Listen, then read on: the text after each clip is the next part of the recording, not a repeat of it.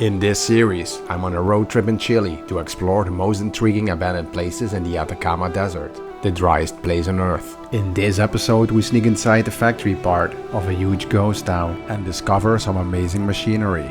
Hi, I'm Bob, an urban explorer, and with friends I explore the most amazing abandoned places worldwide. In the previous episode, we explored a large part of the massive ghost town of Pedro de Valdivia, established in 1931 and abandoned in 1996. The town once housed up to 14,000 people. If you haven't seen it yet, don't forget to check it out. The town is divided into three zones: the industrial zone, the American neighborhood, and the working class neighborhood. In this episode, we focus on the industrial zone.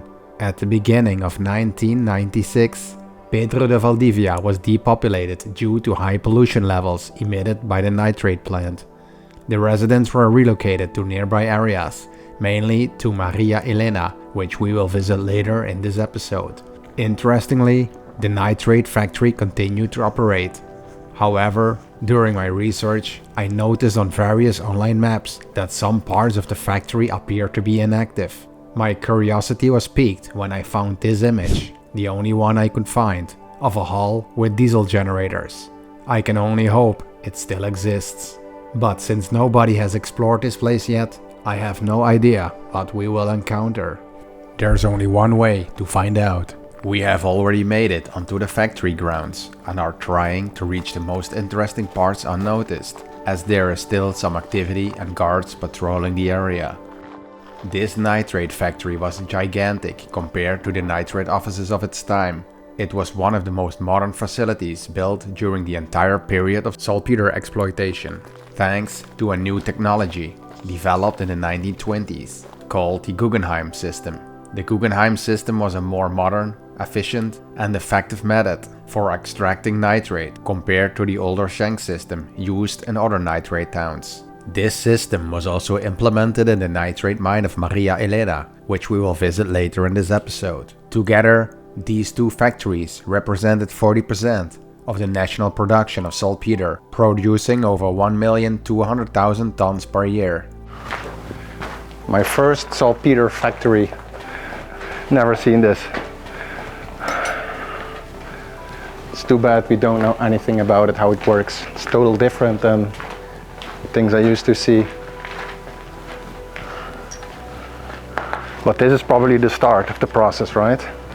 With the raw material, and then it gets processed. A panel, but not too interesting. Watch out with the stone. Oh. Yeah, it's partly demolished, but I stopped again.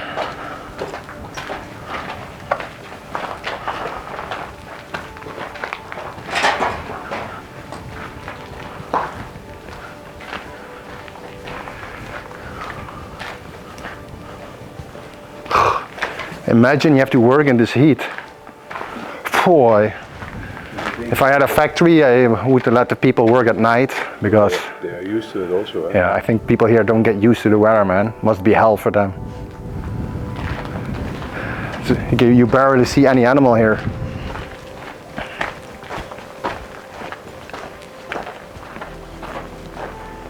Conveyor belts. The factory had the following steps: dig up rocks which contain nitrate, crush the rock into small pieces, boil the pieces in hot water to dissolve the nitrate, filter out the solid waste, cool the liquid to form nitrate crystals, and collect and dry the nitrate crystals.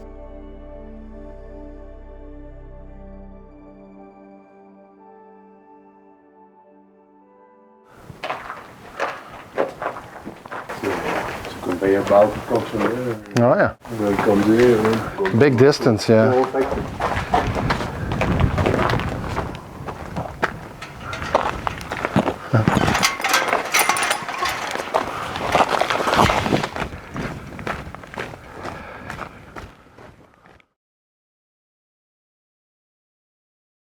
Suddenly we have to hide from multiple cars driving by to check nearby installations. Bad timing. At one point, we have no choice but to move on, and we almost get seen. However, we manage to walk inside one of the large factory buildings.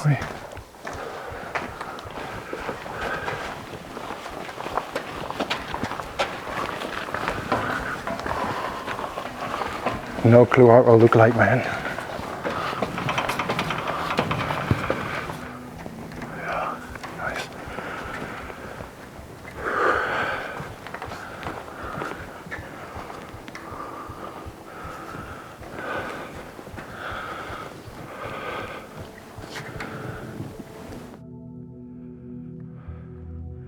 This is maybe nice to walk through this part. Some kind of bumps, or I don't know.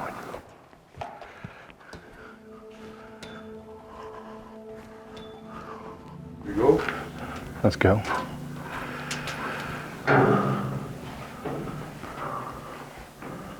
I hear a little office.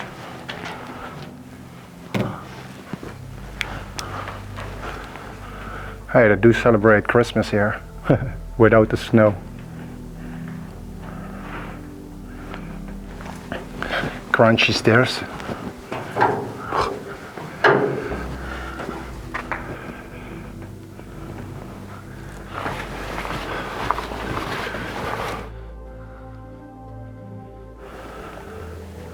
It's just the rails, and this goes back and forth. This thing, they could move, yeah. There's wheels.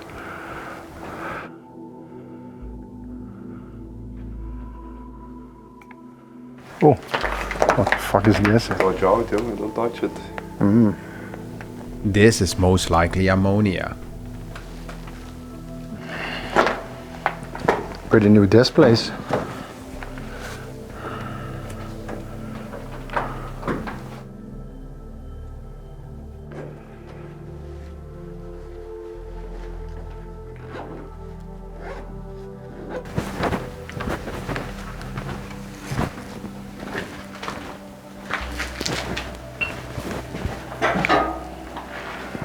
Boring.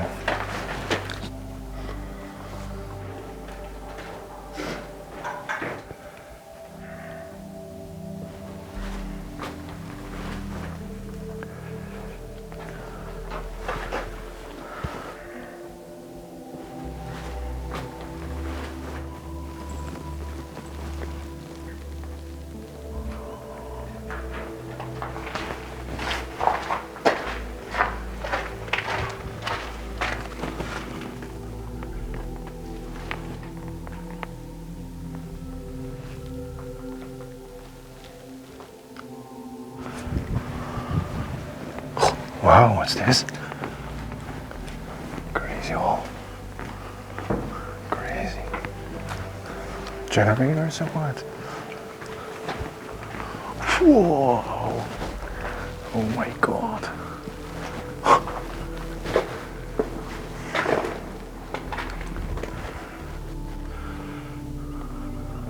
In this factory, cooling the ammonia was essential for the crystallization of the sodium nitrate.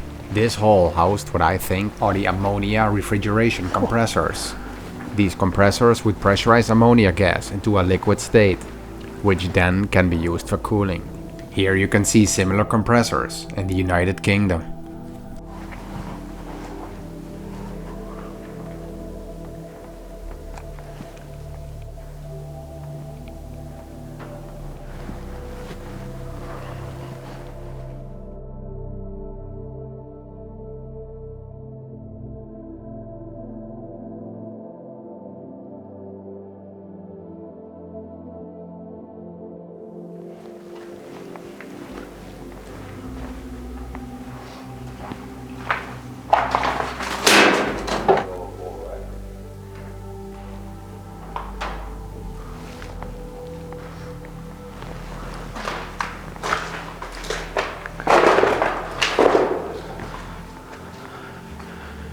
Whoa. Cool. Here are some oil gauges. Pretty amazing. Westinghouse.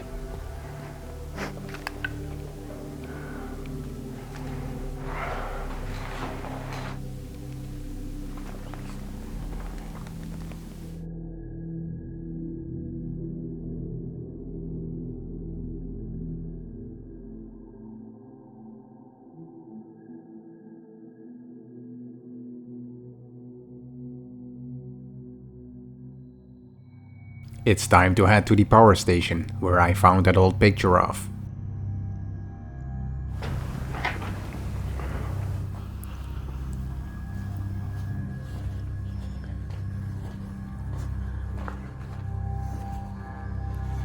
Is dicht.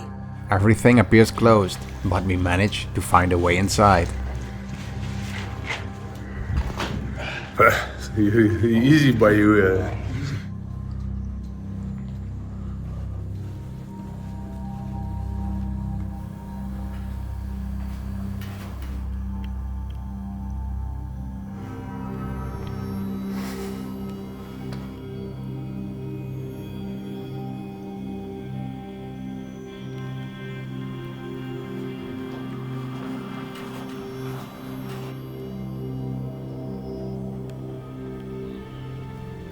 Shh. Oh my god.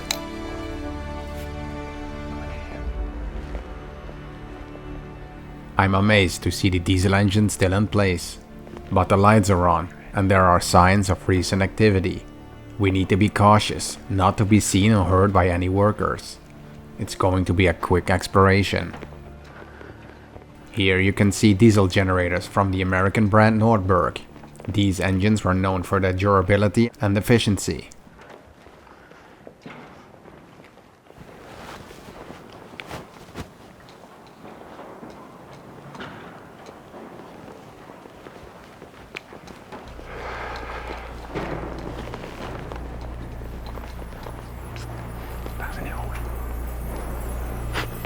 So many noises.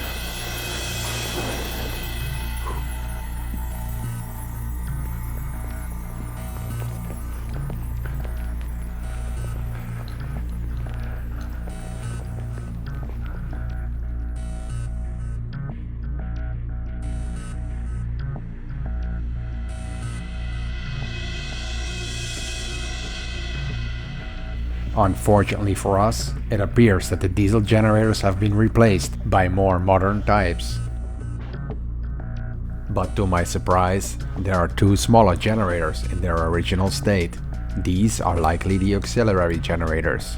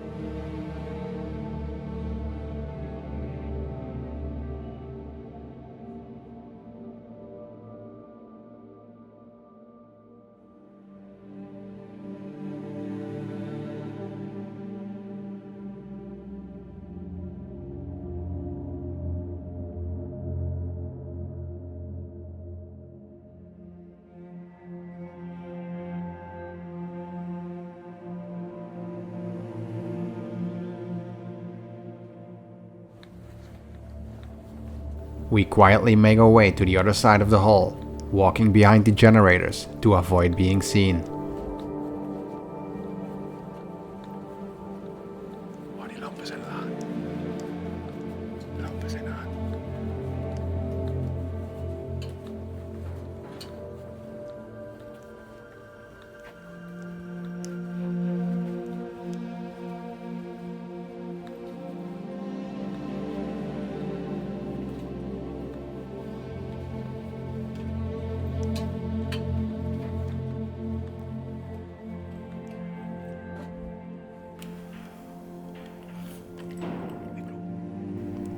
Here's the old picture again for comparison. Suddenly, we hear noises and suspect someone has entered. We quickly hide into one of the workshops to assess the situation. We also discovered some papers indicating this place was still operational in 2014.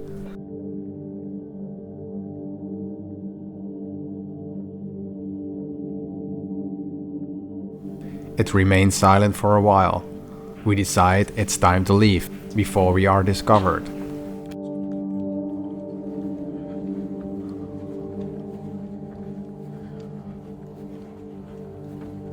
Across from us, a massive control room lures, but its lights and panels are still powered. If anyone is inside, they'll likely be in that control room.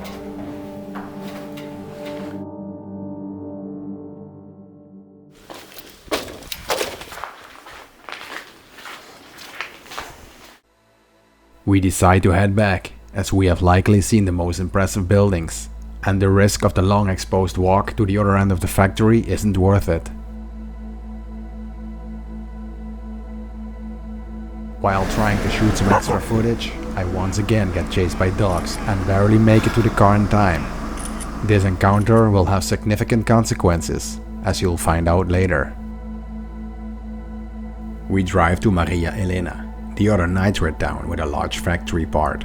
Although the town is still inhabited, I suspect the factory area might be unused, and there should be some other abandoned buildings in the town. However, these turn out to be not very interesting. I scout the factory area with my drone. It's an impressive site with a blend of old and new buildings and installations, making it difficult to determine which sections, if any, are abandoned.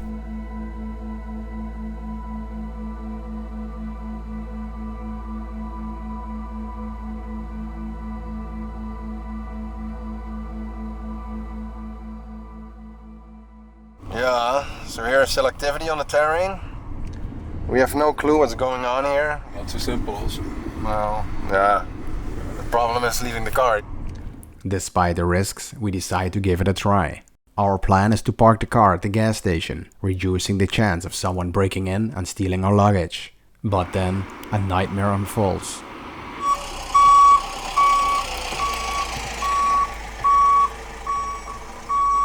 Aye.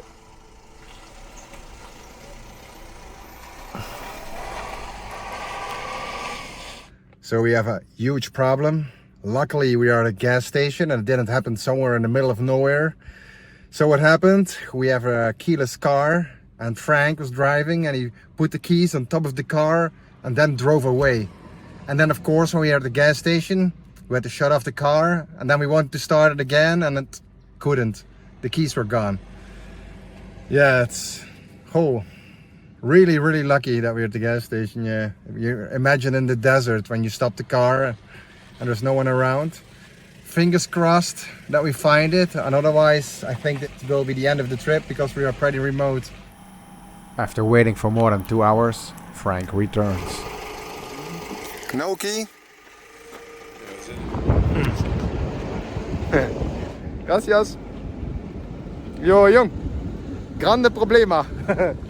Waiting for help. Gonna take a few hours. Still waiting for help. Yeah, we go back to where we came from. We go to get the third car. Yeah. We have seen all mitas in the country, I guess.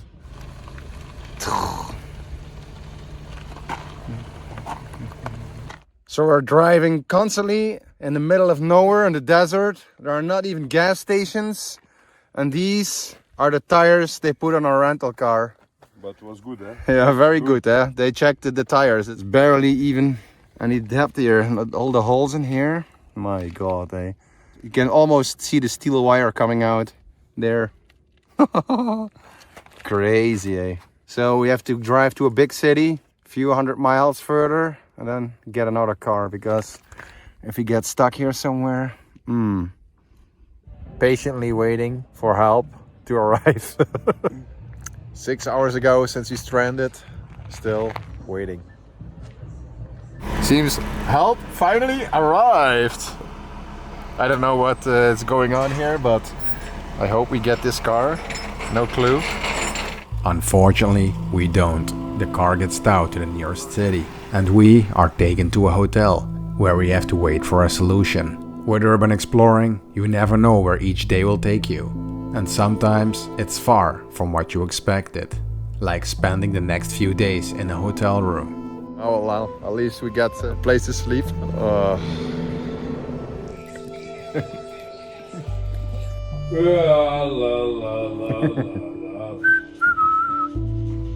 Thanks for watching.